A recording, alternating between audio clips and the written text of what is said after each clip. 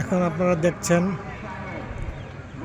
ফরিদপুরের সে বিখ্যাত আটরশি দরবার শরীফ এবং এই আটরশি দরবার শরীফের এই যে চারিদিকে যে চত্বর, আমি এখানে এই চত্বরের এখানে আছি এবং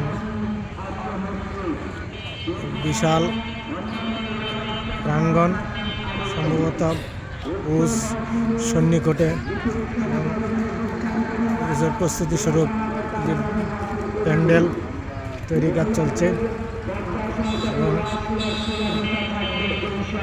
প্যান্ডেল তৈরির কাজ। শুনুন, চারগোশী মার্কাজুল কুরআন হাফিজা মাদ্রাসা ও উদ্যোগে আগামী 27 ডিসেম্বর রোজ শনিবার সময় বাদ আসর, স্থান চারগোশী মাদ্রাসা।